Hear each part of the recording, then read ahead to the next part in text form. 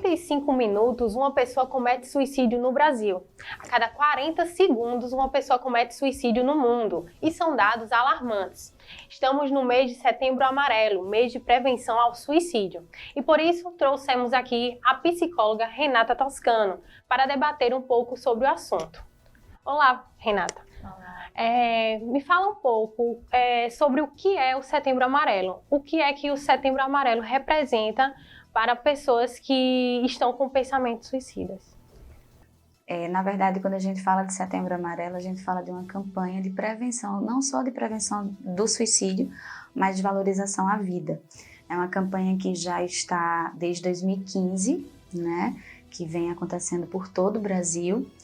E, na verdade, é uma ação tanto da Associação Brasileira de Psiquiatria, bem como de Medicina, junto com o CVV, né, que é o Centro de Valorização à Vida.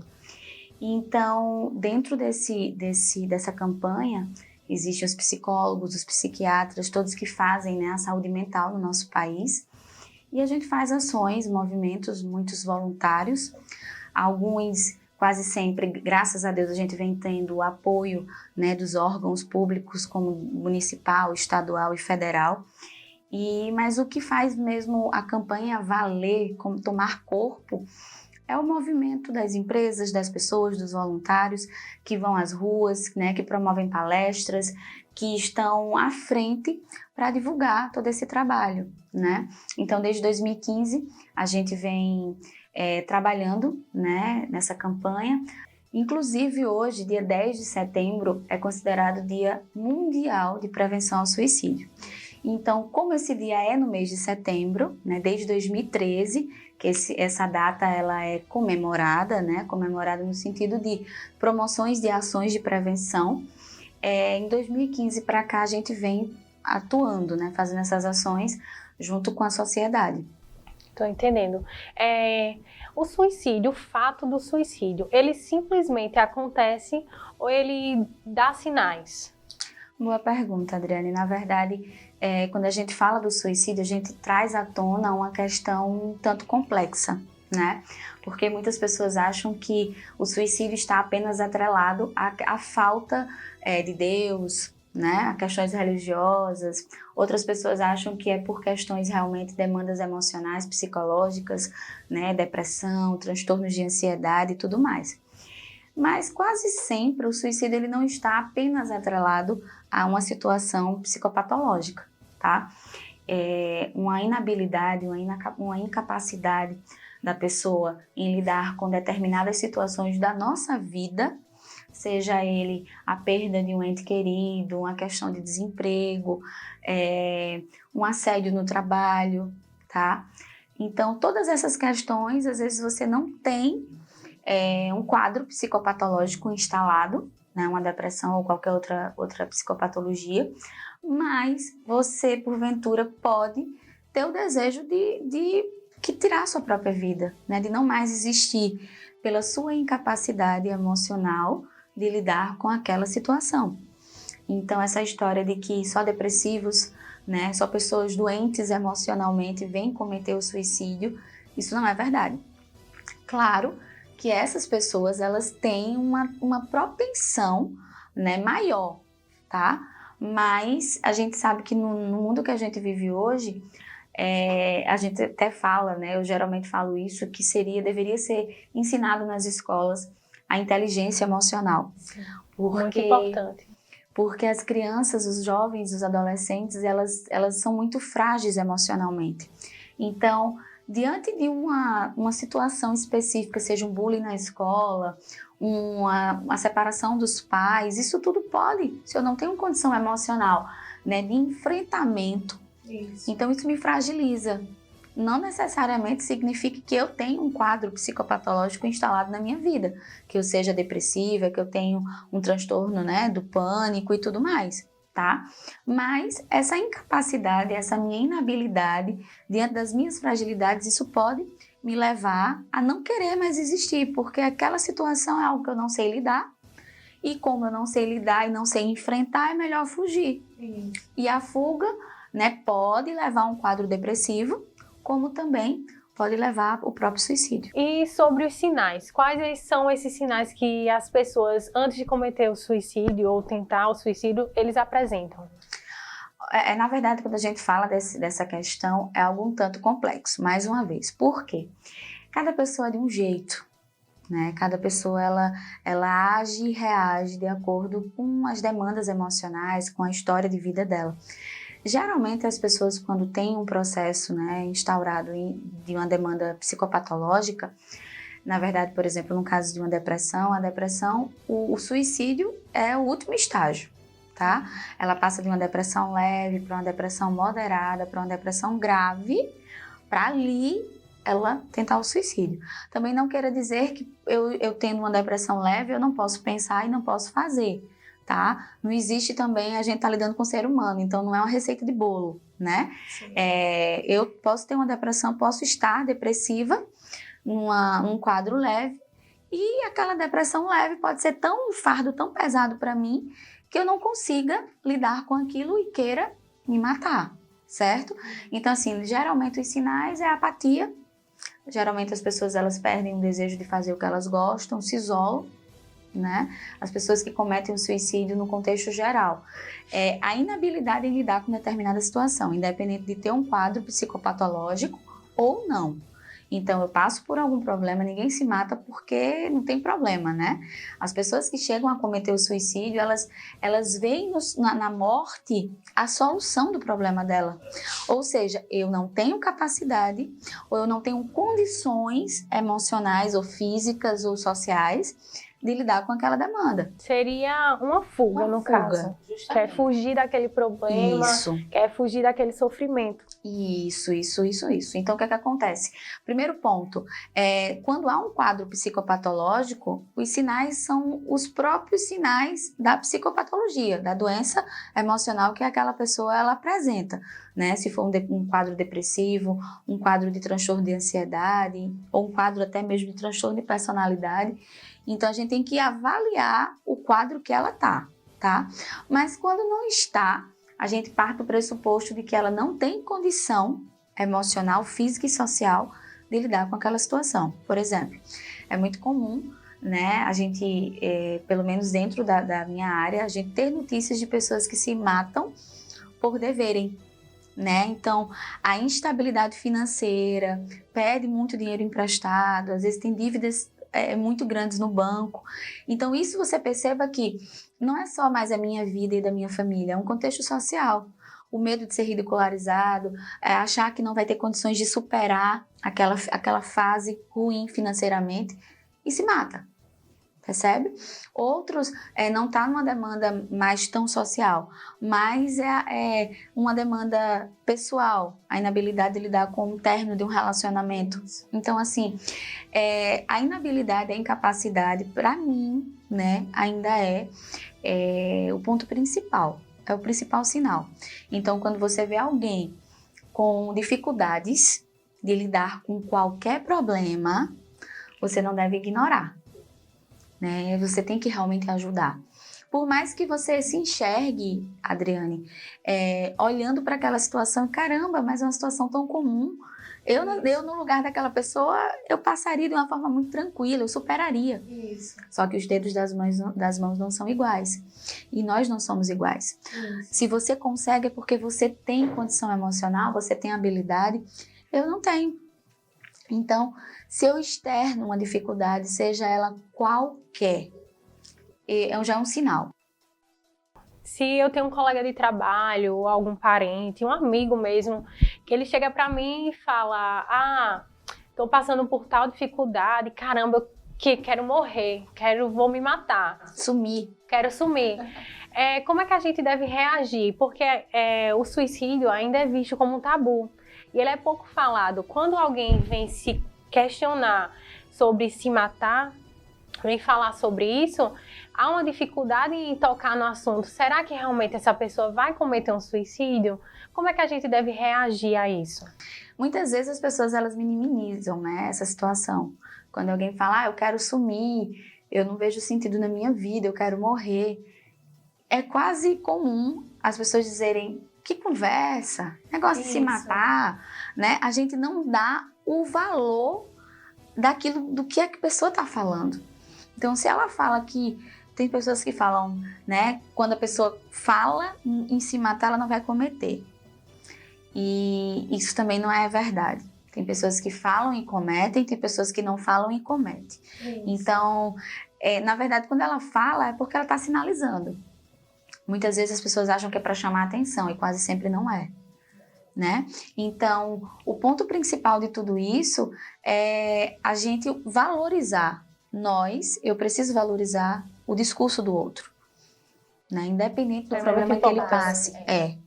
E às vezes, por exemplo, se um colega de trabalho pontua isso, você está com tantos problemas, você já tem os seus problemas. Além dos seus problemas pessoais, tem a demanda profissional que te exige muito. Isso. Então, entra pelo ouvido, sai pelo outro, você vai embora, no outro dia o colega não vem trabalhar e ninguém liga para saber o motivo dele não ter vindo, se ele está bem, como é que ele está, né? Não orienta a procurar ajuda, procurar um apoio profissional e de repente a pessoa se mata. E você se questiona, por que ele fez isso, né? Por quê? Quando na verdade ele veio sinalizando por longo tempo. Isso. E nessa nossa frieza, nessa nossa rotina desenfreada, né, por produzir, a gente acaba sendo muito mecânicos, nos tornamos mecânicos. Eu sempre falo isso, que nós somos extensão dos nossos smartphones, né? A gente não olha, não toca, não sente. E as pessoas, elas deixam de ser humanos e passam a ser coisas. Né? E coisa não tem sentimento. Eu não me importo se uma caneta cai no chão. Ela não sente dor. Então eu não me importo se você tá bem ou se você tá mal. O importante é eu estar bem. Isso. Né? E às vezes nem eu estou bem, não me importo comigo mesma. Então, para você ver o nível como as coisas estão. Tem pessoas que percebem que não estão bem, tem problemas latentes e empurram com a barriga porque dizem: se eu tocar nesse assunto eu vou sofrer mais, vai ser pior.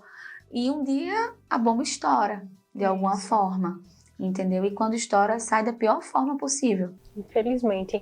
E sobre dados, assim, quem tende a cometer mais suicídio hoje, homem ou mulher? Na verdade, essa pergunta também é muito boa.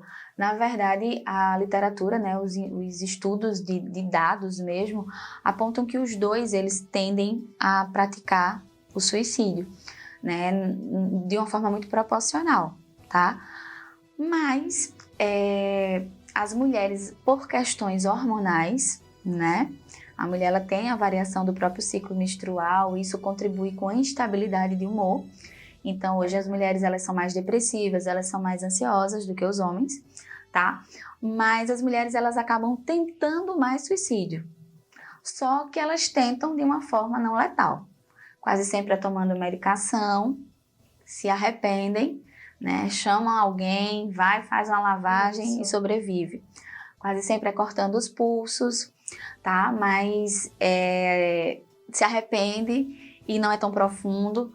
Os homens, quando eles tentam menos, mas quando tentam, eles tentam de uma forma mais letal. Então, com arma de fogo, né? Sim. Se atirando de uma altura significativa para que o óbito venha acontecer. Então, a mulher, ela tem medo de sofrer. Então, ela vai para uma situação menos dolorosa. O homem não. O homem, ele vai para uma situação que realmente ele saiba que não tem volta. Sabemos que existe o Centro de Valorização à Vida, que é o CVV, e que eles dão apoio à campanha de Setembro Amarelo. Como é que funciona o trabalho do CVV e como é que as pessoas podem entrar em contato para ser um voluntário? Na verdade, a campanha, ela é toda gratuita, toda voluntária, né? As pessoas precisam dessa informação, porque as pessoas acham muitas vezes que é pago, né? E as pessoas que estão lá para te ouvir, você liga 188, tá?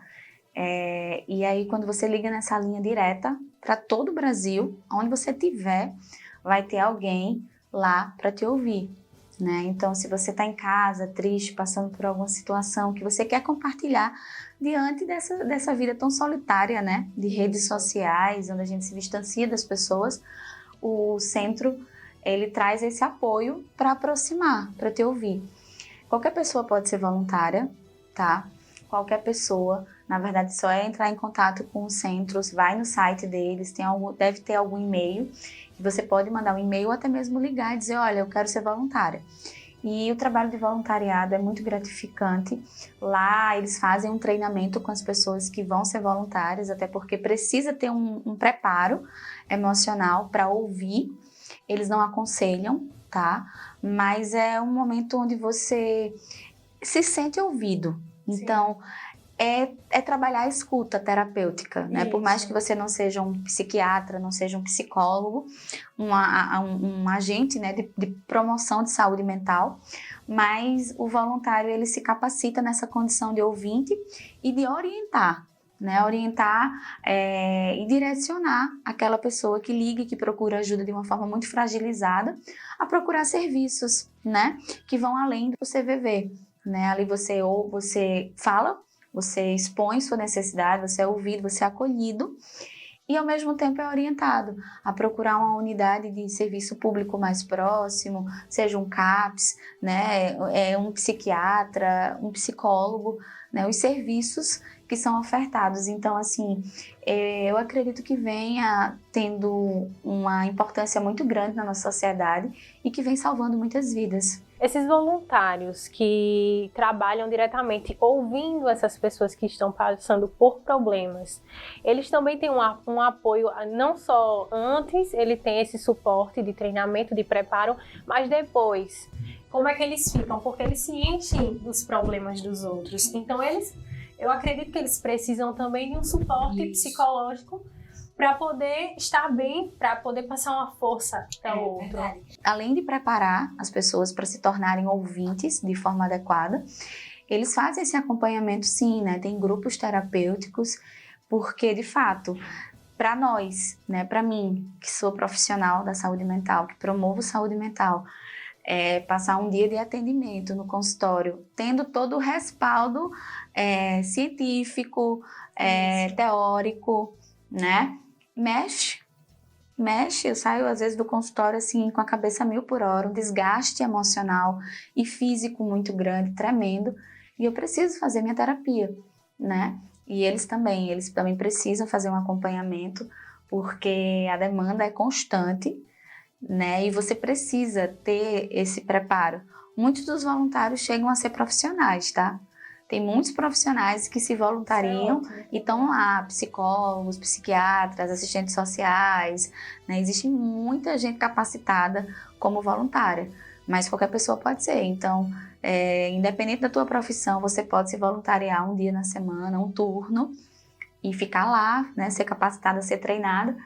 E é uma corrente, Adriane, que gera saúde, que gera vida, tá? Porque a partir do momento que você tá ali, se prepara para ouvir, você passa a ser uma pessoa mais sensível, né?